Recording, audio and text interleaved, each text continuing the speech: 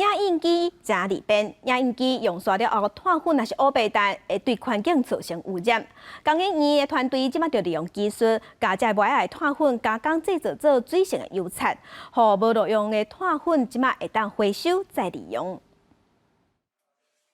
办公室拢会当看到影印机，不过用完的碳粉，大家拢安怎处理？工研院参负责生产影印机的公司合作，利用技术把用过的碳粉变成环保材质的水性油漆，未来一旦用在室内装潢，达到再利用目的。我把从生活中碳粉夹拿出来的东西回用到生活中所有地方，其实这个是最符合循环经济的这件事情。工研院指出，使用过的碳粉唔但会造成污染，一般的油漆对环境的影响更加大。经过试验，这款环保材质的水性油漆，目前已经符合国内 CNS 规范的认证。涂料有分清这个水性的跟油性的，那油性其实就是有机溶剂啦，有机溶剂就是变成一个空气的污染，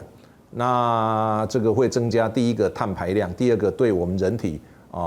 呼吸都是一个负担。你看大家现在这种墙面啊、地面还是喜欢用水性漆，因为它比较环保。那我们当初就想说做一个既然要做有意义的事情，我们就做